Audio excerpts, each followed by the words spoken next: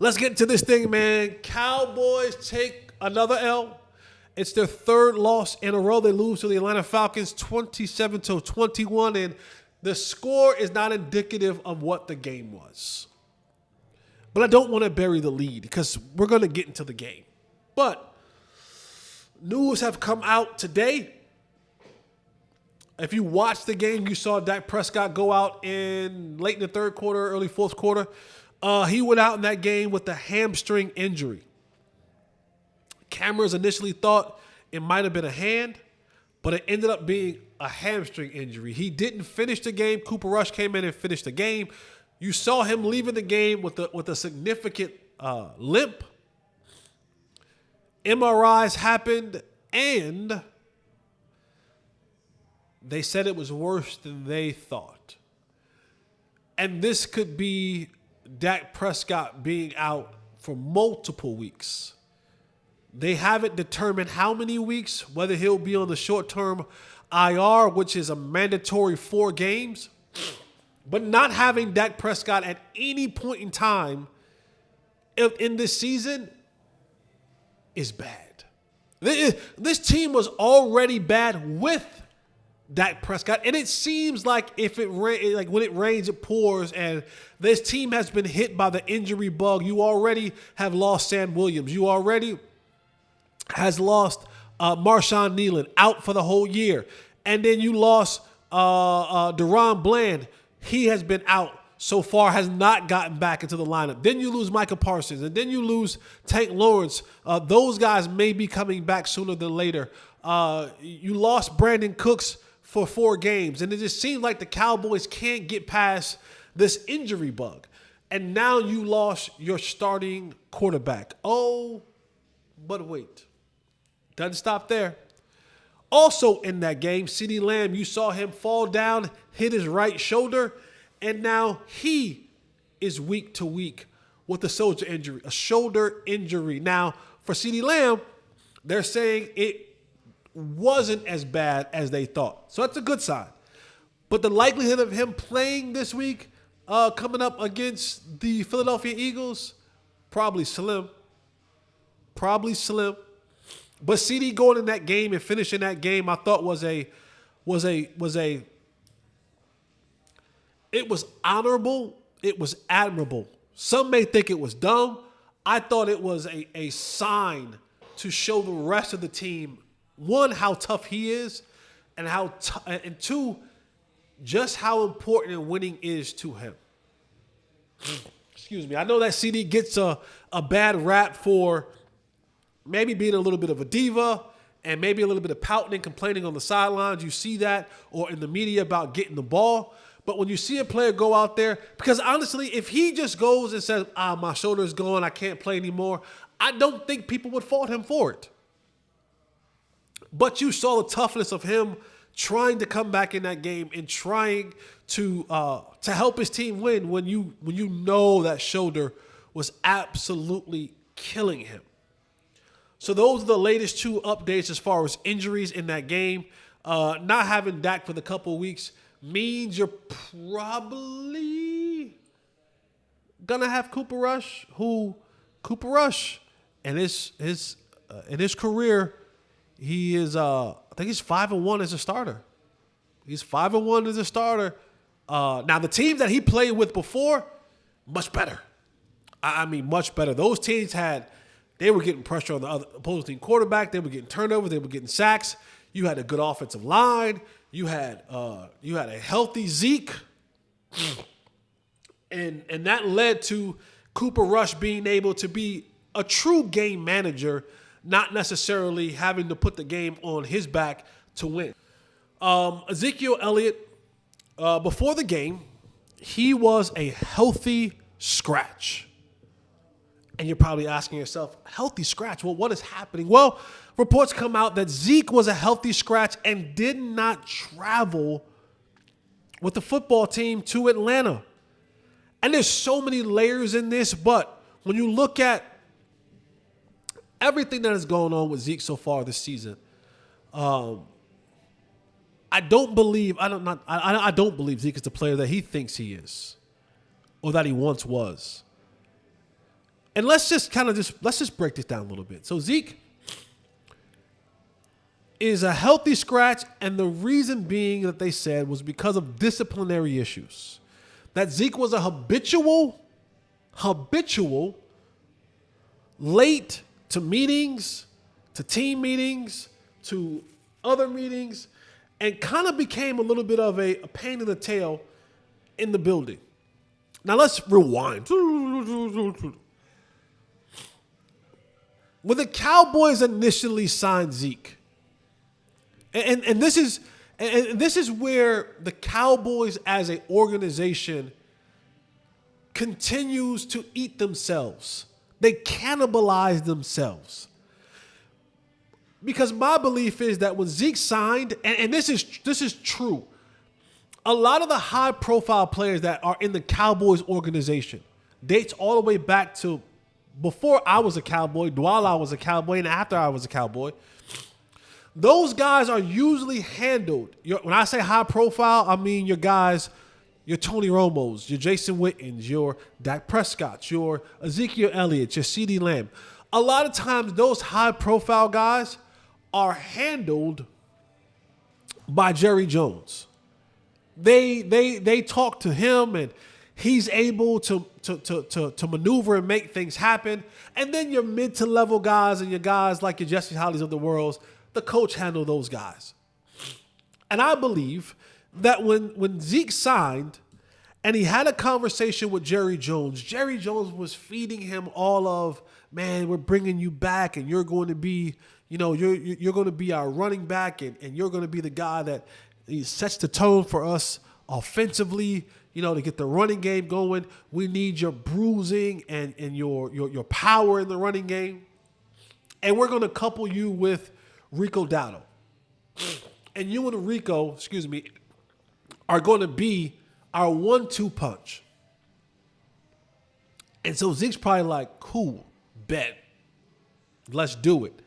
And also, I believe this. I also believe Zeke, in the heart of hearts, in his competitive mind, he said to himself, well, I know what Rico is. I remember playing with Rico when he backed me up. And he felt in his heart of hearts that I'm going to come here, and even if they try to make Rico the guy, I'm better. And so you have what Zeke is hearing from Jerry Jones. And then you have what Zeke is seeing and hearing and maybe wondering about what he's hearing from Mike McCarthy. Because I don't believe that Mike McCarthy and Jerry Jones' plans for Ezekiel Elliott was on the same page. I just don't. I think Jerry had a plan and a purpose. I think Mike had a plan and purpose, and those two never aligned. And then as you got closer and closer to the season, Mike wanted to do one thing. You heard Mike every single week, Michael from Pittsburgh. You heard him every single week talk about, elevating Dalvin Cook and letting Rico be the lead dog. And even times he would come out and say that he wasn't a fan of the running back by committee, that he wanted to give one running back the lead carries, and then we would kind of fill the other guys in. And it kind of went back and forth, back and forth, back and forth. And then Rico had the really good game against Pittsburgh, right?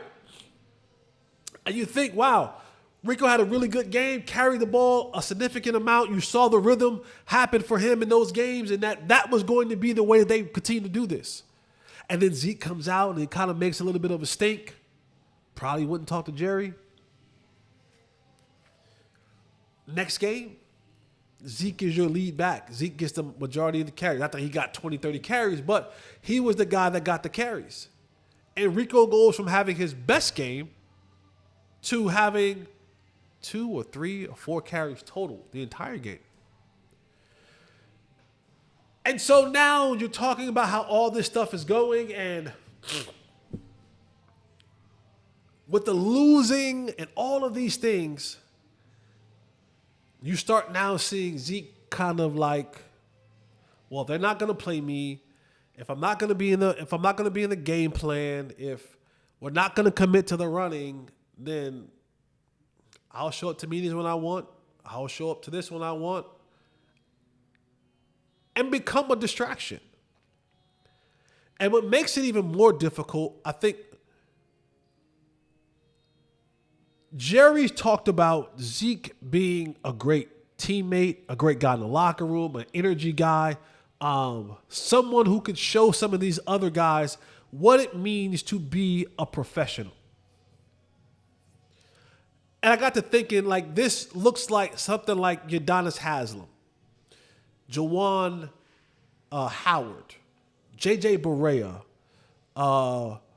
the tail end of like Jerry Stackhouse's and Antoine Jameson career, where physically you can still play, you are nowhere near who you used to be, but your veteran leadership, your ability to practice well, to keep the practice attention to details high, to be a mentor in the locker room.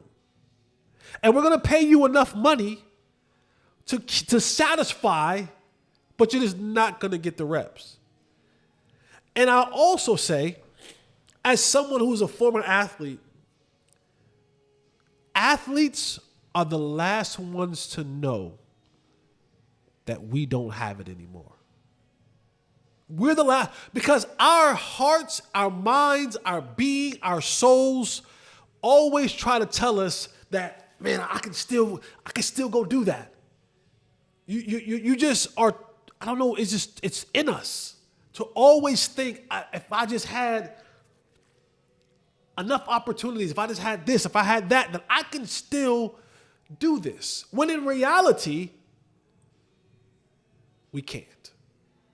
Or we can't at the level we think we can. And what's the sobering part of it all, or the unsobering part of it all? It happens like that. Look at Zach Martin, for example. Zach Martin, for 9 years, has been a model of consistency. He has had more, like up until this year, Zach Martin has had more Pro Bowl appearances than he's had penalties. And then he became mortal. Zeke, from the time that he picked up a football in Pop Warner, in middle school, little league, whatever he played, in high school, in college, and even in the National Football League, he was the best player. And in the league, there was a moment of time, there was a good 2 or 3 year period where he was hands down the best running back in the National Football League. At least a 2-year period. Where it was just no argument, best running back in the league. And you go through this career and then you lose your juice, you lose your burst, you lose all the attributes that got you to that place. But in your mind, in your heart, you think you still can. But the body says, au contraire, mon ami, we can't do what we thought we used to do. We don't break the same tackles. We don't have the same burst. We don't hit the hole the same way. We don't see the reads the same way. But the athlete is always the last one to know. And so you couple that with now I have to deal with the realization of I'm looking at a guy, Enrico Dowdle, who the last time I was here, I was better than. And now they're trying to push a guy who I may feel I'm actually better than in front of me.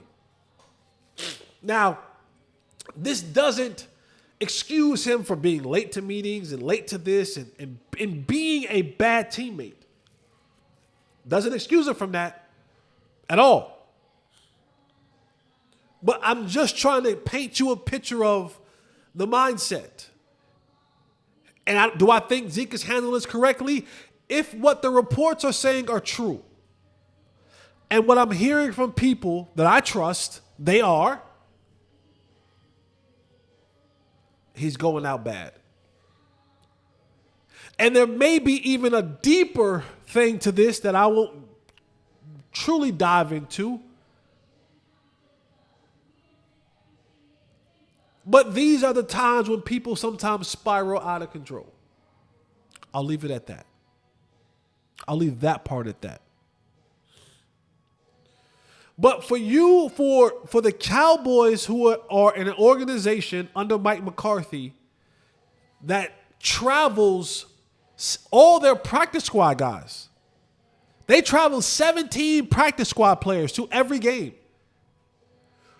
For you to not be included in that number, you can say it's all mutual all you want. That says a lot. That says a whole lot. That they don't even want you around the team. That's a bad indictment. And I'm going to add another layer to this. And some of you may say, well, why are you bringing Dak in this? Because here's why. When you're in this disarray, as the Cowboys are right now, and you're looking for someone to save you, for something to go right for you, and all you hear is about the bad practices, all you hear is about the lack of details, the lack of assignment alignment football, the inconsistencies all through the year. You're looking for someone to step up and say, be a leader, put us in line, get us right, whether that be a coach or whether it be a player. And ultimately, 90% of the time, that leader, especially offensively, comes from the quarterback, right? They set the tone. You may have some other guys on defense, but normally the quarterback is the leader that everyone kind of just says, hey, he's the guy.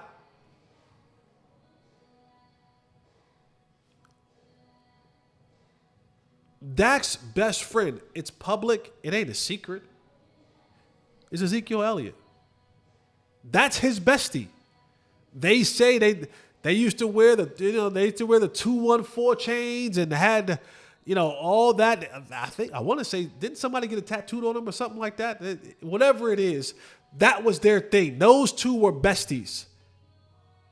And Dak was all excited about getting his bestie back on the team.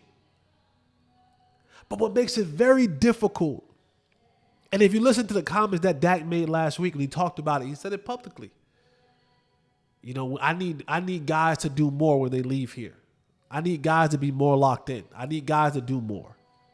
Was he talking about Zeke? I don't know. Could have been. Could talk about a lot of people on this team. But here's where it becomes interesting, because we all know, they all know, Dak, that's your bestie. That's fact. That ain't a secret. But when your bestie is, according to the reports, habitually tardy and missing meetings. Now when we're sitting here, we're saying, boy, we are sinking as a football team. And one of the guys who's supposed to be a leader, a veteran, who's been in this league for more than 6-7 years, who is supposed to be helping us and helping keeping our ship afloat, can't get here on time. Damn, he missed the entire meeting. But Dak, this is your bestie. So if you can't get to him and tell him to get here on time, per the reports, what you gonna tell me? You gonna tell me to study harder? You gonna tell me to get here on time? You gonna tell me not to miss this? You gonna tell me to go out here and practice hard? You ain't telling your boy. You ain't screaming at your boy when he missing team events and team functions and meetings and all that. Because now, that could be saying that to him. That says a lot about their friendship if this is supposed to be my boy and I'm happy he back here and I'm asking him to do things that he's actually supposed to do without me having to ask him show up on time. That's the easy thing. I'm just show up on time. Hell, you don't even have to pay attention in the meeting, but at least be here on time. That says a lot about what's going on in the locker room. And that makes it very difficult for a guy like Dak to lead anybody. But it's because the guy that we know is closest to you, he won't even listen to you. Now, everybody's their own man. I get it. I understand it. But we're looking. And when things aren't going right, all of these things that we're seeing are magnified. Those don't get just put. See, if you were 5-2, if you were 6-1, all those things get swept away. All those habitual lates and stuff like that, nobody cares about that. You're 6-1. You're 7-1. Oh, but when you 3-5, that stuff gets magnified. And so we talk about the game. And you see the same things continuing to happen over and over and over and over again. 12 guys in the huddle, 7 pre-snap penalties, a failed fake punt pass. On a key third down for the defense, you got them at 3rd and 4. You only got 10 football players on the field. Even on the onside kick, if you go back and watch, and I'll probably post this to I'm waiting for the video to come and I saw it today. Even on the onside kick, if you watch the onside kick, even if you are doing what you're supposed to be doing, Marquise Bell, the ball squirts out. Go watch the play. Kyle Pitts goes and tries to fall on the watermelon kick, and the ball squirts out and is on the ground there to be recovered. But Marquise Bell ran past the ball. Now, I get it, Marquise Bell. You can't touch the ball until it passes 10 yards. And Kyle Pitts ran up and touched the ball, but he touched the ball. So once he touches the ball, fair game. Go watch the play. He goes to fall on the ball, and it squirts out, and it is on his side. It is on the side of him, wide open, to be recovered. But because you don't do the right thing, you run right past the ball. Then he gets back on it, game over. It's all of these things that this is a bad football team. And I'm going to be honest with you. We could go through the stats and the numbers and all that kind of stuff. Yeah, whatever. The game wasn't lost on Sunday. When you start playing this type of bad football, the revealing happens on Sunday. That game was lost Monday, Tuesday, Wednesday, Thursday, Friday, and Saturday. You just got to see it publicly on Sunday. This game, the games for the Cowboys are being lost during the week. When you have a key, when you're about to go for it on 4th and 1, you call a timeout, run the play, don't block the guy. And you run a jet sweep. That's the best play you got. When you have another play and another critical 4th down, 4th and 1, and 12 guys are in the huddle. What? We not communicating? Normally, the quarterback is standing outside of the huddle, making sure that everything gets situated before he steps in. Y'all break the huddle with 12 players. And then Dalvin Cook is looking around like, oh, wait, CeeDee Lamb's a running back?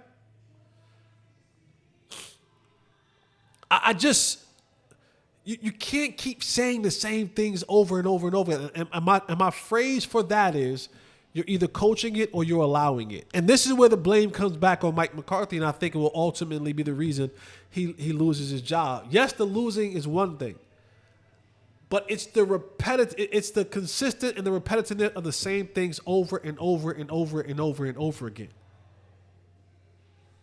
Either you're teaching these bad things or you're allowing it. They've tuned you out. And by nature, football players, we're going to run to the wall. That's just in our nature. We're going to line up for the most part, and we're going to run to the wall. And then there's the decision to be made. Now that I'm at the wall, what do I do? For a coach that I've tuned out, that I no longer respect, that I see as a dead man walking, I get to the wall and I begin to make the best decision for myself. Oh, but for the right coach, a coach that I believe in, I believe in his message, I believe in his plan, I respect, I want to see him be successful. When that football player gets to the wall and he's being coached by that coach, we run through it. We don't even think about it. We don't get to the wall and our feet begin to pitter-patter and we think about running through the wall. Nah. When I take off, because I can see the wall in the distance. When I take off, the plan is to run through the wall. It's not if I'm going to run through the wall. It's how fast and how hard and how aggressively I'm going to run through it. For the right coach, that's what happens. For the right coach, you don't see guys consistently making the same mistakes over and over and over and over and over again. For the right coach, you don't see guys going out there turning down tackles and not making their blocks. For the right coach, you see guys showing up to meetings and showing up to places where they're supposed to be. For the right coach, all these things are in line. You don't see guys out there not blocking for one another, not wanting to do their job, and feeling bad if they don't do their job because their job didn't allow someone else to be successful. Not all about me. See, what you have now is a bunch of guys as a team that are running to the wall. And they're standing in front of the wall and saying, well, what are we going to do next? And they're looking around and they're saying, you want me to do what? Run through that wall?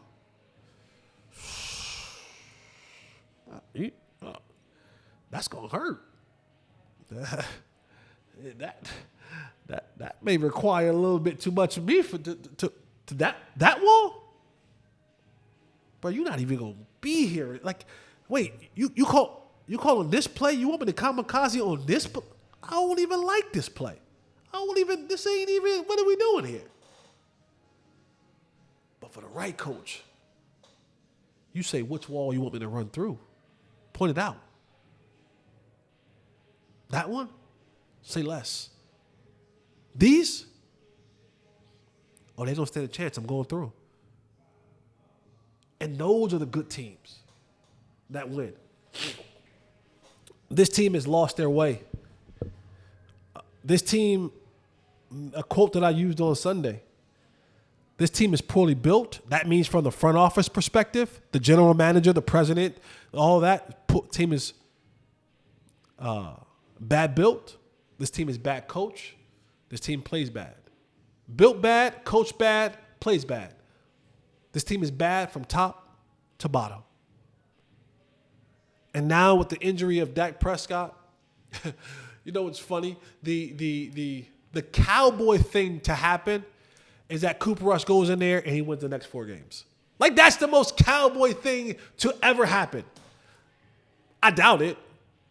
And I know people are going to say, well, Cooper Rush did this before. Oh, those are way better teams back then. Oh, those are go back and look at those teams that Cooper Rush, when Dak got hurt, those are way better football teams. But this team is bad, man. Listen to some of the numbers, man. The Cowboys, this team gives up the 6th most yards per game. 365 yards per game. The second most in points per game. They give up 28 points per game. The third most rushing yards per game. They give up 147 yards per game. This team is 27th in takeaways. They used to be first, top 5. Think about this. In the Falcons game, this is how you know things are getting bad. The Falcons were 29th in pressures. And they were last in sack rates. They were last in sacks. They only had 6 sacks as a defense all year. They were last in the league at sack rate. They were getting a sack rate at 2.2% of the time. They had 6 sacks on the year. They had 3 against the Cowboys. They got half of their sack totals. They hadn't had back-to-back sacks in a game all year long. Happened in that game.